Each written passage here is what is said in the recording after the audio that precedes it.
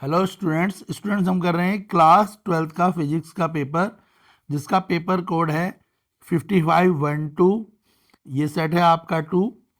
चलिए स्टार्ट करते हैं। एमसीक्यू सबसे पहले सेक्शन ए कर लेते हैं, एमसीक्यू मैच कर लीजिए, देन उसके बाद आगे के क्वेश्चन करेंगे। तो सेक्शन ए आपका एमसीक्यू क्वेश्चन, फर्स्ट क्वेश्चन है। फर्स्ट क्वेश्चन का आंसर है आपका +16v। ऑप्शन बी इसका करेक्ट आंसर है, +16v।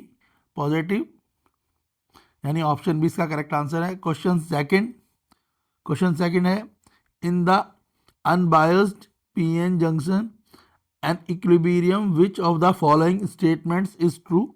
तो यहाँ पे जो स्टेटमेंट है आपकी ट्रू, स्टेटमेंट सी ट्रू है। स्टेटमेंट सी जो है वो आपकी ट्रू स्टेटमेंट है इस क्वेश्चन के अकॉर्डिंग। Diffusion and drift currents are equal and opposite. Option C correct answer है, जिन बच्चों ने करा है उसका करेक्ट है। क्वेश्चन थर्ड में आपसे पूछा है, a copper wire is stretched to increase its length by 1%, then change in its resistance is close to. इसका आंसर है 2%। ऑप्शन डी करेक्ट आंसर होगा इसका, 2%।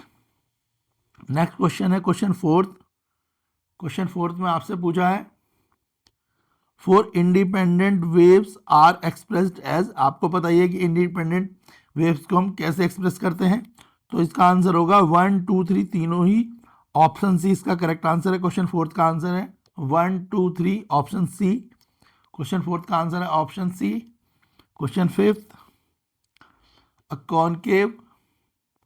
Concave lens of focal length 40 centimeter is coaxially in contact with two convex lenses each of focal length 20 centimeter on each side. The focal length of the combination, तो इसमें focal length का combination पूछा है question fifth में। जब हम इसे solve करेंगे तो हमारा आंसर आएगा 40/3। ऑप्शन डी इसका आंसर है क्वेश्चन फिफ्थ का। नेक्स्ट क्वेश्चन है क्वेश्चन सिक्स।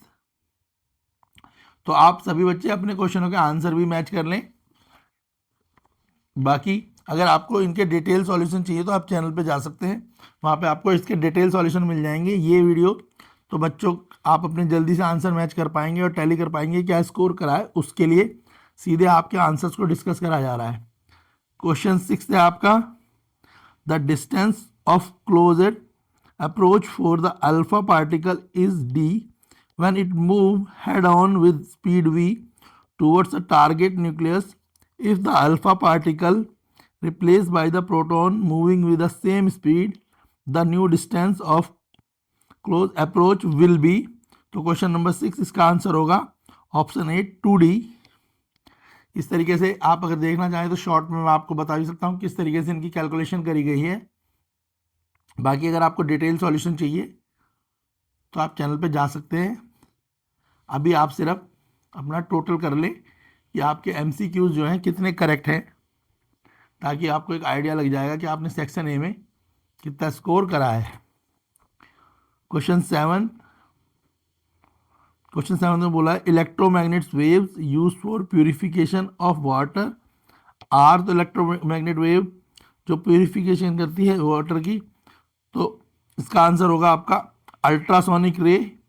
ऑप्शन डी इसका करेक्ट आंसर है, अल्ट्रासोनिक रे। क्लियर है? तो आप कमेंट करके भी बताएं आपने कितने क्वेश्चंस करेक्ट कर लिए हैं, अब तक के कितने क्वेश्चन आपके करेक्ट हैं। नेक्स्ट क्वेश्चन देखेंगे, क्वेश्चन 8। ये क्वेश्चन आपका 8th क्वेश्चन है, a conducting wire connect to charges metallic sphere A and B of radii r1 and r2 respectively. The distance between the sphere is very large compared to their radii. The ratio of electric field at the surface of sphere A and B will be। तो जब question 8 को solve करेंगे तो R2/R1 जो है वो किसके equal होगा, तो वो इक्वल होगा आपके, तो इसमें ऑप्शन बी इसका करेक्ट आंसर होगा आपका R2/R1 EA/EB। क्लियर है? तो आपका R2/R1 जो है इसका करेक्ट आंसर होगा ऑप्शन ए। क्वेश्चन नंबर 9 देख लेते हैं। क्वेश्चन नंबर 9 है, a straight conductor lies along x axis it carries a current of 10 ampere along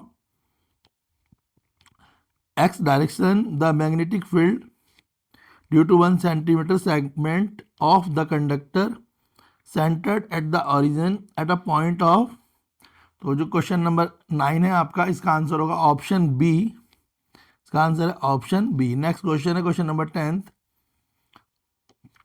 the angular width of the interference fringes of Young double experiment depend on, किस पे? Question number 10, इसका answer होगा option C, both wavelength of light and the separation. Option C question number 10 का answer है option C. Question number 11,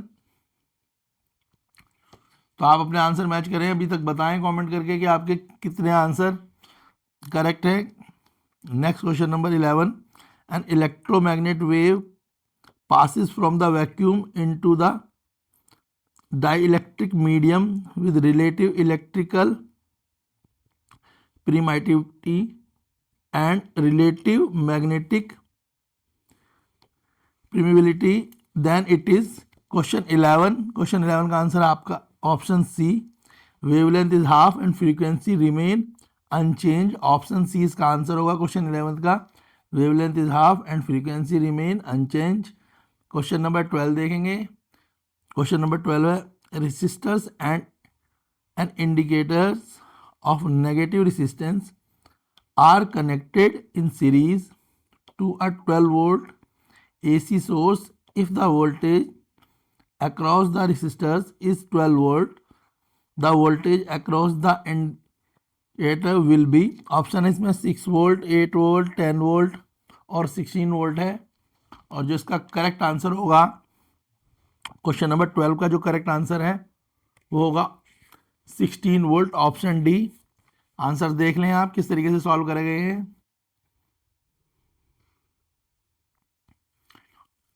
question 8, question 9, question 10,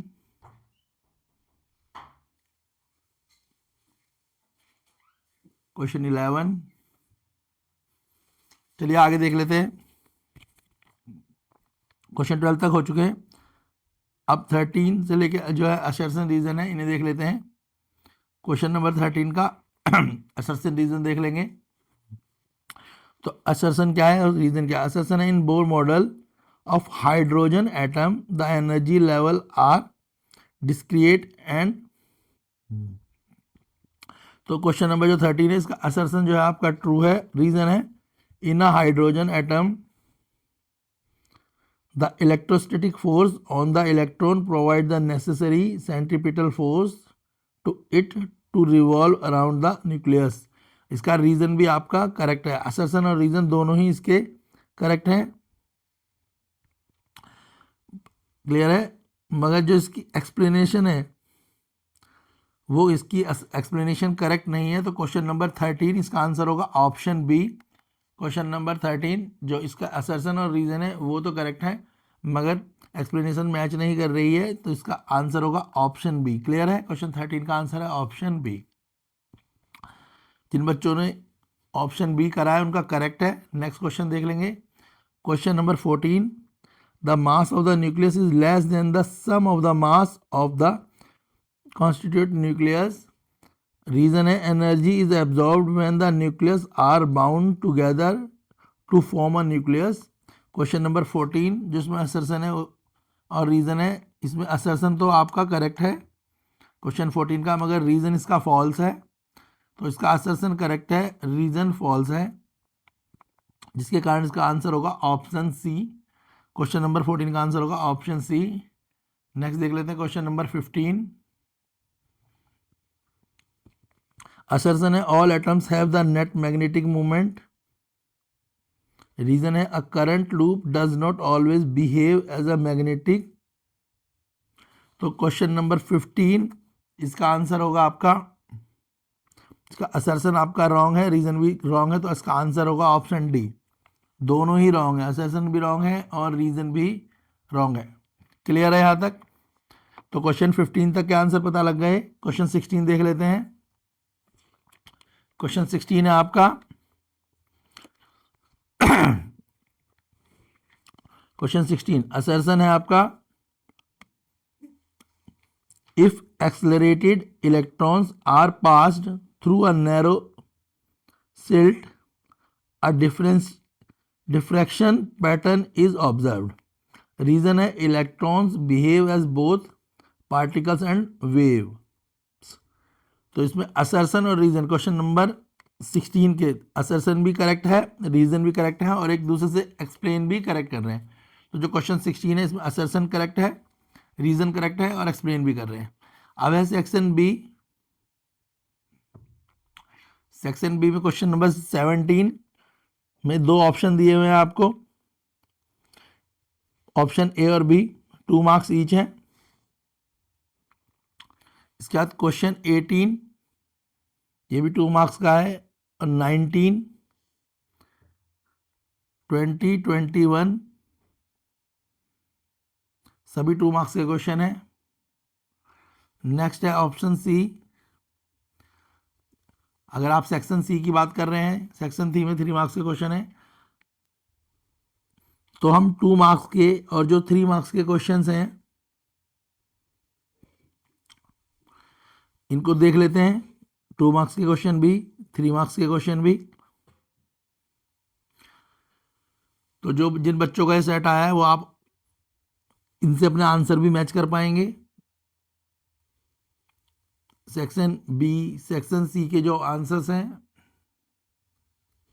और section D, ये section D है, 4 marks के क्वेश्चन है।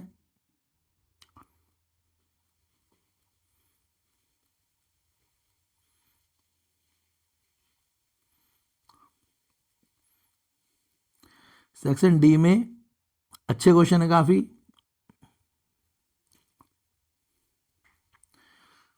कमेंट करके बताएं कि बच्चों पेपर ये इजी पेपर आपको लगा या मॉडरेट लगा।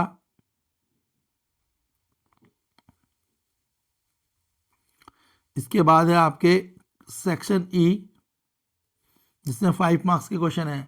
अच्छा, सेक्शन ई में जो 5 मार्क्स के क्वेश्चन है थोड़े से ट्रिकी हैं, वैसे अच्छे हैं क्वेश्चन ये भी।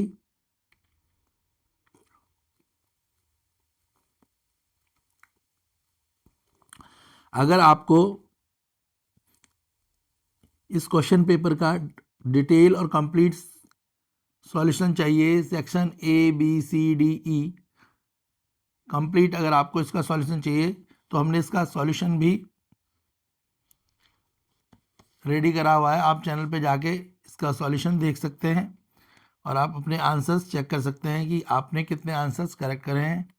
वीडियो को लाइक करें, शेयर करें, चैनल को सब्सक्राइब करें और अपने आंसर्स मैच करके कमेंट में लिखें कि आपने क्या स्कोर करा है।